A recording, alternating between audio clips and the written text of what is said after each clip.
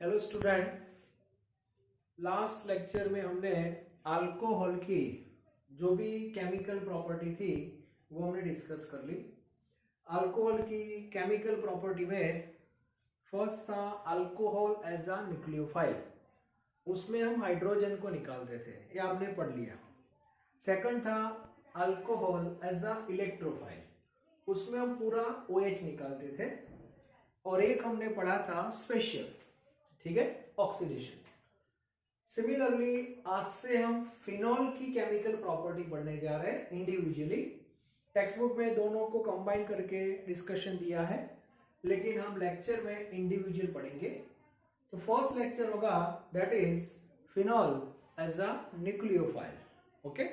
Second lecture होगा phenol as a electrophile, okay. उसके बाद हम स्पेशल रिएक्शन भी पढ़ेंगे, उसमें इलेक्ट्रोफिलिक सब्स्टिट्यूशन है, कॉल्बे रिएक्शन है, रिमर टिमान है, तो ये सब स्पेशल कैटेगरी में आने वाले हैं। तो उस बेस पे अल्कोहल को जो मैंने डिवाइड किए थे लेक्चर, वैसे ही हम फिनॉल को भी डिवाइड कर रहे हैं। तो आज का जो लेक्चर है उसमें ऐसे कौन कौन से रिएक्शंस है जहां फिनॉल में हाइड्रोजन निकलता है और उससे प्रूव हो जाएगा phenol is also acidic like alcohol, but keep it in mind phenol is more acidic than alcohol. Why more acidic? वो सब डिस्कशन हम अलग से लेक्चर में मैं देने वाला हूं, ठीक है। तो सबसे पहले आज हम डिस्कस करेंगे phenol as a nucleophile, okay. So the title is chemical properties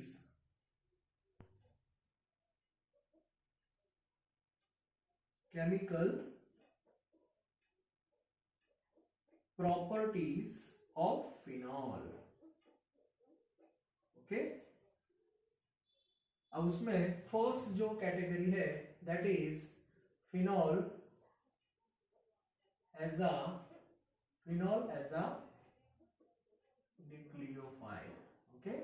जैसे हमने अल्कोहल में पढ़ा था, सेम रिएक्शन हम इस लेक्चर में ले रहे हैं। तो उसमें फिनॉल में कौन सा बॉन्ड ब्रेक होगा वो हम देख लेते हैं। तो फिनॉल की फॉर्मूला मतलब बेंजीन की रिंग है और इसके ऊपर कौन सा बॉन्ड होता है, OH group. So phenol as a nucleophile it means यहां से हाइड्रोजन निकलने वाला है H प्लस फॉर्म में और ये हो जाएगा minus, that is phenoxide ion, okay. और इससे भी प्रूव हो जाएगा कि फिनॉल इज एसिडिक। तो रिएक्शन बहुत ही सिंपल है। द फर्स्ट रिएक्शन, जैसे अल्कोहल में हमने ये प्रॉपर्टी जब पढ़ी थी न्यूक्लियोफाइल, तो उसमें फर्स्ट रिएक्शन था मेटल के साथ, सोडियम मेटल, मैग्नीशियम मेटल और एल्यूमिनियम। तो यहाँ भी हम वो रिएक्शन ले सकते हैं। तो एक ही रिएक्शन अभी मैं आपको बता रहा हूं विद सोडियम। तो सबसे पहले हमारे पास फिनॉल है OH और उसका रिएक्शन सोडियम मेटल से हो रहा है, ओके। सोडियम मेटल, तो सोडियम मेटल से हाइड्रोजन रिलीज होगा, it means plus H2 gas. अब हमें इंटीजर फॉर्म में लिखना है, तो एक काम करते हैं, यहाँ पे 2 मोल्स में ऐड कर देता हूं और यहाँ पे 2Na, क्लियर। तो हाइड्रोजन के 2 मतलब H2 फॉर्म निकल जाएगा 1 मोल। तो यहाँ पे सोडियम फेनॉक्साइड जो बनता है उसके भी 2 मोल्स हो जाएंगे, ओके। O माइनस और इसके साथ हो जाएगा Na plus. How many mole, 2 moles, and that is sodium phenoxide, and this reaction indicate phenol is acidic, okay. Phenol is more acidic than alcohol, and this part we will discuss in separate video lecture. उसमें पूरा lecture हम discuss करेंगे क्योंकि बहुत ही important part होता है इसमें phenol के बेस पे, तो वो भी हम डिटेल में बात करेंगे। तो फर्स्ट रिएक्शन जो हमने अल्कोहल में पढ़ा था वही रिएक्शन हम फिनॉल में पढ़ रहे हैं, ओके। बाद में वहां पे हमने अल्कोहल में पढ़ा था एस्टरिफिकेशन, और एस्टरिफिकेशन में क्या था, acid plus alcohol gives ester plus water. तो ऐसा आप सोचो कि चलो हम फिनॉल ले रहे हैं, यहाँ पे फिनॉल, और फिनॉल के साथ हम कार्बोक्सिलिक एसिड ले रहे हैं। Carboxylic acid means RC double bond O और यहाँ पे OH। और हमने नोट डाउन किया था जब ये रिएक्शन हमने अल्कोहल में पढ़ा था तो हुआ था, और उसमें A बॉन्ड यहां से ब्रेक हुआ था, आपको भी पता है। और यहाँ पे ईस्टर और वाटर, लेकिन यहाँ पे ये रिएक्शन बहुत ही डिफिकल्ट है।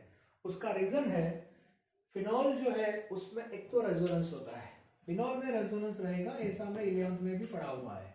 और रेजोनेंस से हमें पता है कि वो स्टेबिलिटी जो है वो ज्यादा होती है, और इसीलिए ये रिएक्शन में बहुत ही दिक्कत आती है। और इसीलिए एक पॉइंट याद रखना कि ये रिएक्शन यहाँ पे नहीं होगा, मतलब इसमें हम ईस्टर नहीं बना सकते डायरेक्टली, एक क्लियर होना चाहिए।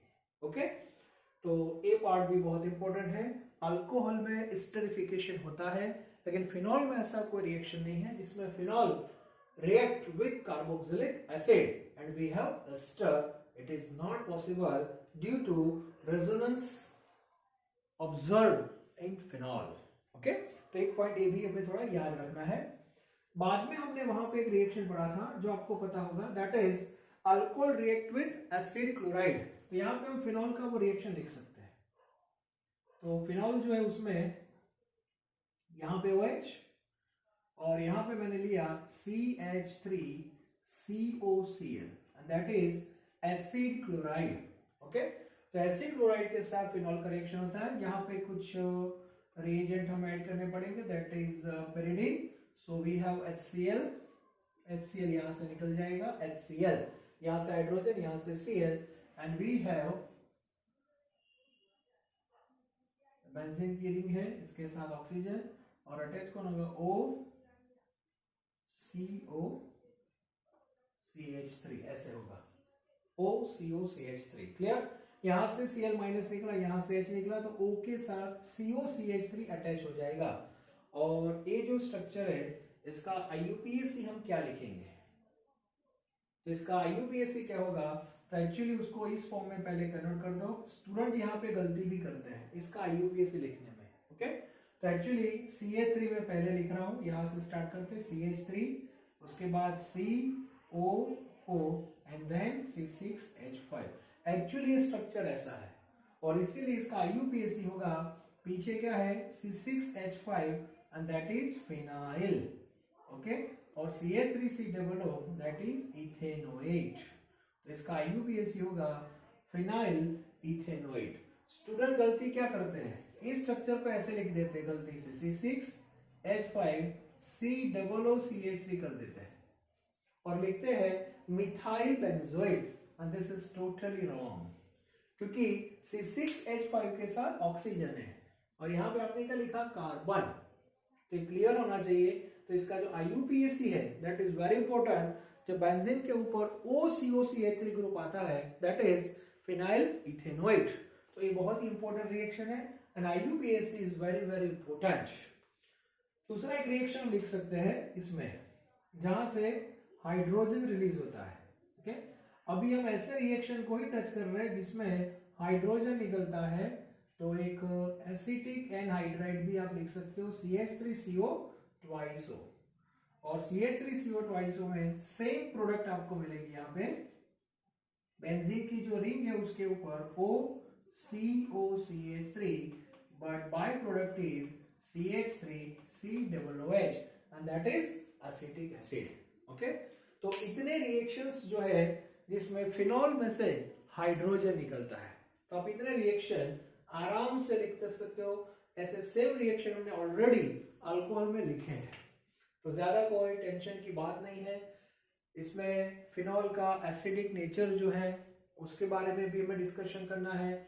फिनॉल में रेजोनेंस कैसे होता है, फिनॉल का जो आयन है H निकलने के बाद दैट इज सोडियम फेनॉक्साइड, उसमें भी रेजोनेंस होता है। तो सारे पॉइंट्स जो है all are very very important and will affect strength of acidic strength of phenol. तो ये सब हम सेपरेट लेक्चर में डिस्कस करने वाले हैं। तो आज का जो लेक्चर था वो particular phenol as a nucleophile के बेस पे ही था और इसीलिए मैंने उसके ऊपर फोकस किया हुआ है, तो आपके दिमाग में इतने रिएक्शन क्लियर हो जाए। आज का जो लेक्चर उसमें सबसे इंपॉर्टेंट जो पार्ट रहता है that is this one, CH3COO C6H5 pyridine, एक क्लियर होना चाहिए। ओके, तो अल्फिनॉल as a nucleophile lecture complete हो रहा है। नेक्स्ट लेक्चर में हम क्या करेंगे, तो फिनॉल में ये जो H बॉन्ड ब्रेक हुआ उसकी जगह ये पूरा OH हम यहाँ से निकालने वाले हैं। ओके, तो उसका सेपरेट वीडियो लेक्चर होगा, इसीलिए टॉपिक वाइज हम लेक्चर बनाते हैं, तो ये भी क्लियर होना चाहिए। तो सबको रिएक्शन अपने फुल स्केप में अच्छी तरह लिख दो। नेक्स्ट लेक्चर में हम डिस्कस करेंगे phenol as a electrophile. Okay, thank you very much.